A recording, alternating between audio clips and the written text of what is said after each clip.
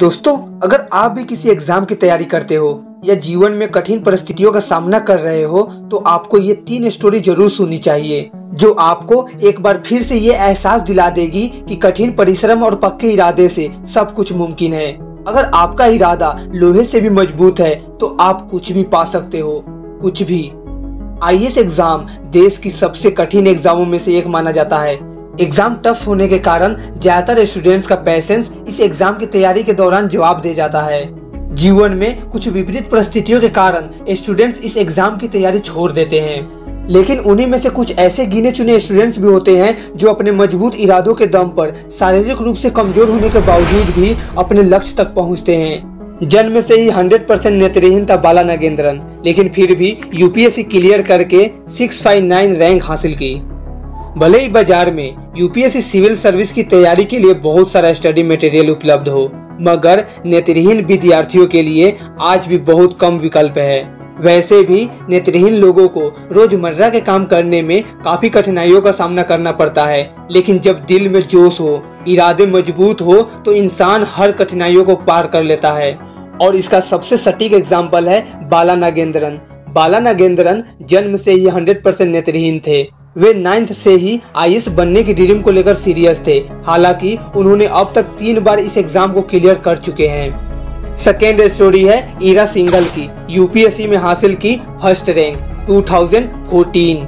अगर आप किसी बीमारी से पीड़ित है तो क्या आपको कुछ करने का मन करता है? ये रियल है कि आपको कुछ खाने का भी मन नहीं करता होगा, लेकिन आईएएस ईरा सिंघल स्कोलियोसिस से पीड़ित है, जो रीढ़ की हड्डी का गंभीर रोग माना जाता है और इसका कोई इलाज भी नहीं है।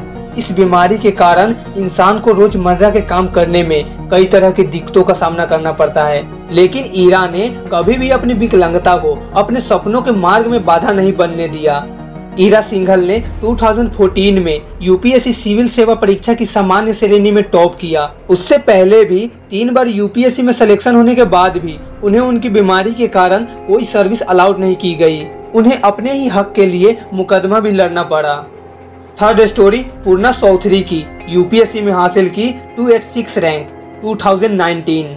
5 साल की उम्र में ही पूर्णा चौधरी की आंखों की रोशनी कम होने लगी थी। उनके माता पिता ने उनका इलाज करवाया, लेकिन डॉक्टर ने कहा पूर्णा को दुर्लभ बीमारी है। कुछ समय बाद उनकी दाहिनी आंख पूरी तरह से खराब हो गई और उनकी बाईं आंख को बचाने की कोशिश के लिए सर्जरी की गई, लेकिन यह सर्जरी भी असफल रही। धीरे धीरे अपनी दोनों आंखों की रोशनी खो दी। तैयारी के दौरान उन्हें उनके माता पिता और दोस्तों ने सहायता की और कड़ी मेहनत से उन्होंने इस टफ एग्जाम को क्रैक किया। पूर्णा चौधरी कहती है, मुझे ऑडियो प्रारूप में सभी अध्ययन सामग्री नहीं मिलती थी, इसीलिए मेरे माता पिता दिन रात मेरे लिए किताबें पढ़ते थे और मेरे दोस्तों ने कुछ बुक्स को ऑडियो प्रारूप में बदलने में मदद की। फिर कहती है, ये उन सभी का सहयोग और मेहनत है जिसने मुझे एक आईएएस अधिकारी बना दिया।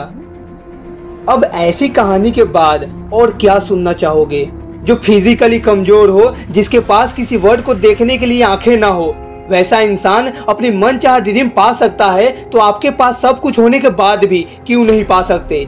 ऐसा स्टूडेंट्स अपने ड्रीम को कैसे पा लेता है? पता है? आपको नहीं पता तो जान लो, मन की शक्ति को मजबूत बनाकर। इतना मजबूत कि एक बार मन को कह दिया कि ये चाहिए तो बस चाहिए ही चाहिए। उसके लिए दुनिया की कोई भी ताकत नहीं रोक सकती। चाहे हाथ ना हो या आंखें ना हो, कोई फर्क नहीं पड़ता, क्योंकि मन की शक्ति मजबूत है ना। अब आज से एक काम कीजिए, आपके माइंड में वो जो बिलीफ सिस्टम बैठी है ना कि ये नहीं हो सकता, मैं इतना नहीं पढ़ पाऊंगा, ये ना होगा, वो ना होगा, ये ना वाली बिलीफ सिस्टम बैठी है ना आपके माइंड में, उसे आज से ही उखाड़ फेंकिए और जितना है उतना ही में स्टार्ट कीजिए पूरे प्लानिंग के साथ। आगे का रास्ता खुद ब खुद निकल जाएगा। अगर रास्ता मुश्किल लगे तो मन से हार मानकर मत बैठ जाना, बल्कि 100% विश्वास के साथ सलूशन ढूंढना और फिर आगे बढ़ते जाना। आज नहीं तो कल, एक बार में नहीं तो 2 बार में, 2 बार में नहीं तो 3 बार में सफलता जरूर मिलेगी। तो ये वीडियो आपको कैसी लगी कमेंट में जरूर बताना। मिलते हैं नेक्स्ट वीडियो में। जय हिंद, वंदे मातरम।